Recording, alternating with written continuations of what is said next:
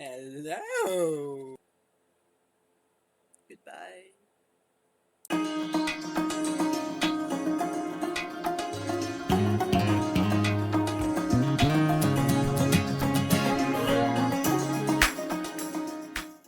Bookworms! Hi. Today, the chair's in the way. Today, the sheet is back up.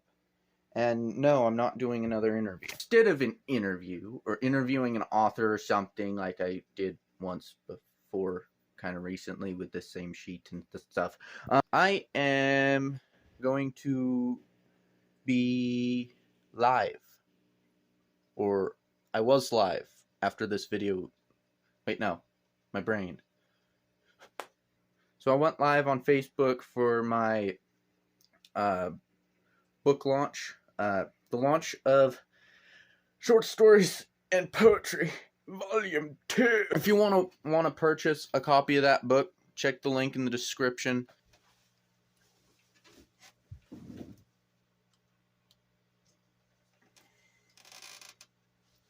I'm about to go live. Hi. The new book is called Short Stories and Poetry Volume 2 because it's a collection of short stories and poetry. Well, hello. Another human.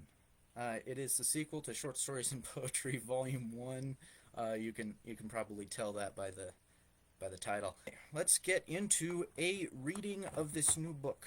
Short Stories and Poetry Volume 2 is a collection of a bunch of poems and a bunch of short stories. So I have a few here that I specifically wanted to read to you.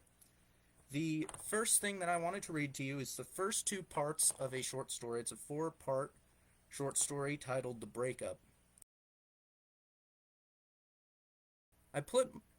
Wow, I messed up the first time. I pull my blue comforter over my head in a pitiable attempt to hide from the world.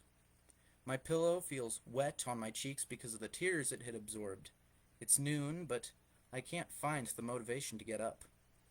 I clench the sheets in my fist, trying to hold back the tears. It's not working. I feel my eyes stinging. Where did you go? I ask you in my head, even though I know the answer.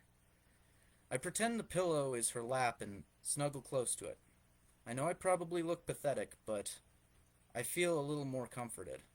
I nuzzle the imaginary lap and whisper, I love you. My girlfriend, no, my best friend, left me. I've always been a lonely, emotional wreck of a boy. I often worry about my masculinity. Am I a man if I cry so much? But she was always there for me. Talking to her made the loneliness go away and made me happy.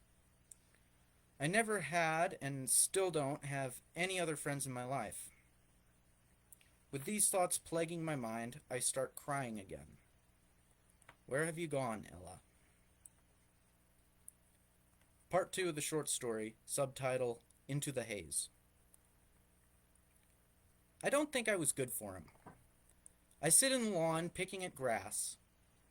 I'm currently thinking about what happened the other day, the breakup. But my mind diverts to how we met, a happier memory. It was back in 2019. I had just moved into my new dorm room. Wow. My new dorm Wow, I'm messing this up really well. Into my new dorm room at Oregon State University.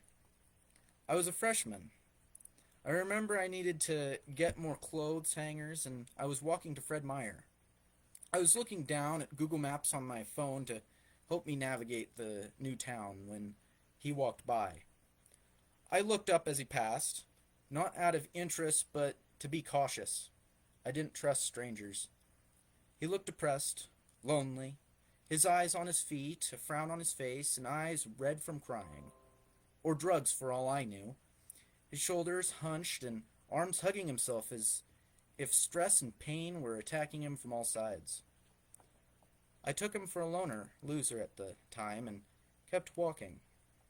I idly pick at more grass as I remember more about our past. I was in one of my classes when I noticed him across the room, the same guy I passed on the way to Freddy's. The professor was on some tangent about learning strategies, so I wasn't paying attention. In class, he looked just as lonely. He was in the back of the lecture hall, numb-looking and staring at his desk.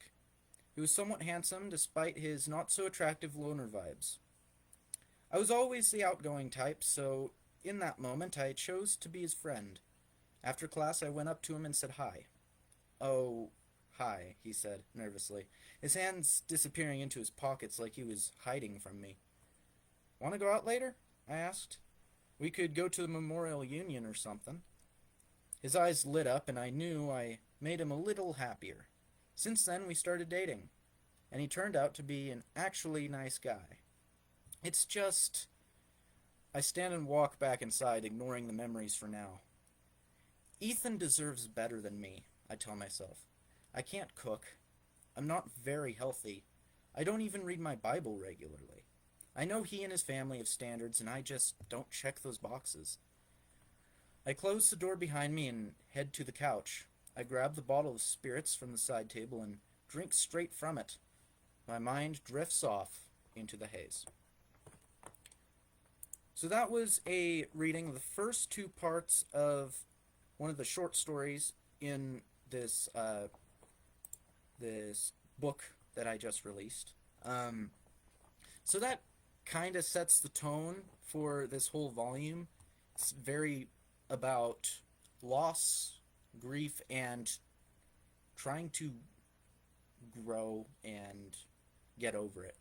But it's definitely a fairly angsty, depressive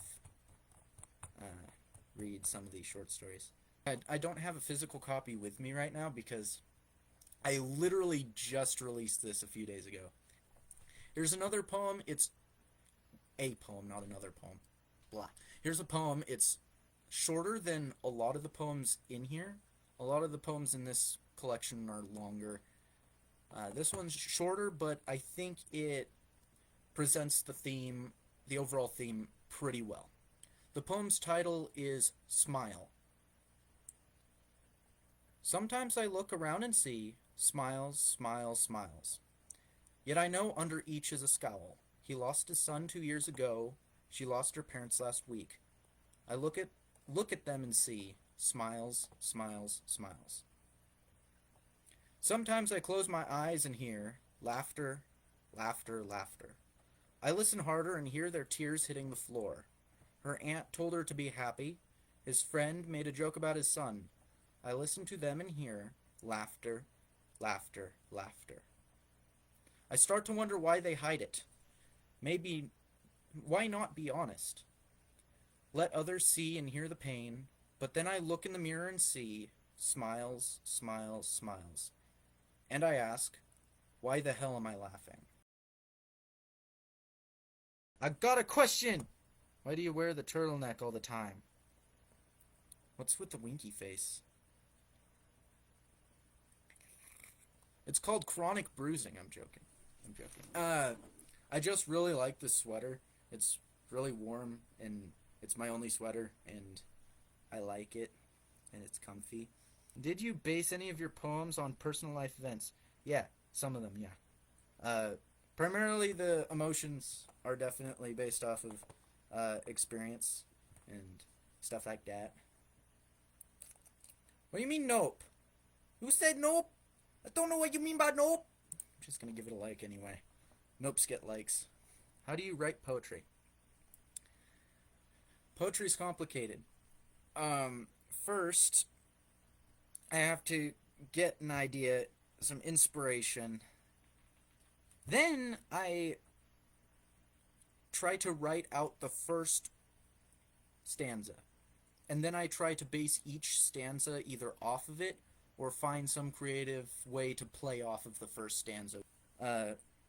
Count my syllables, try to make it flow to a certain degree. After I write out all the stanzas, I just keep editing and reading and trying to find the best word with the right amount of syllables, figure out if I want there to be a rhyme or not, or just a similar, like, when you're reading, there's pitches when you read certain syllables.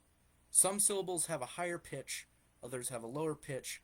So I try to end sometimes on a high pitch and keep doing that, except for like the end of one line might end with a low pitch to try to give it a darker tone.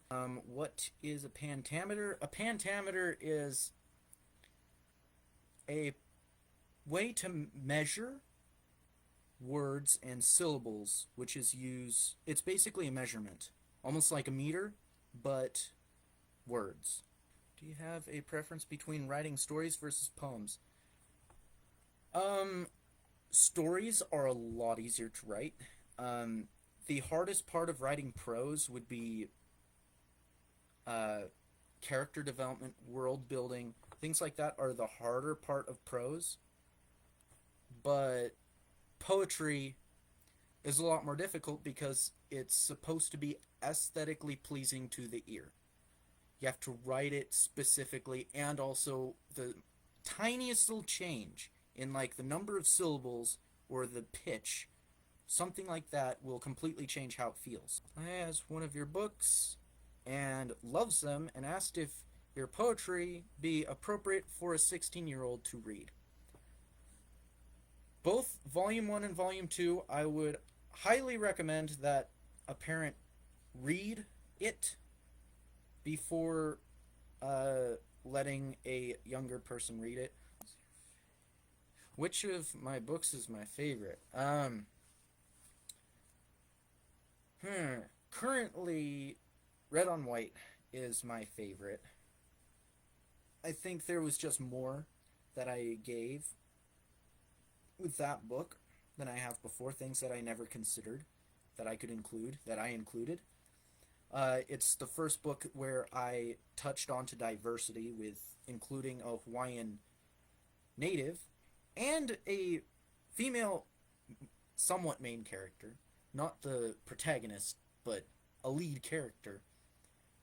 And I touched on things like dreams and aspirations and fears and things, and got more into just my characters.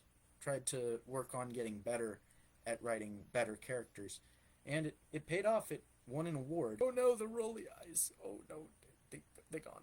They're gone.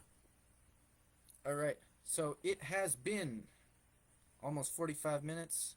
I am gonna close out here. I finished. Thank you for watching this book launch video. Check the link in the description for book links. Also, please subscribe. It helps a lot. I have a few subscribers. So until until next time, keep reading books like those. Become literate today with a bookum and keep reading.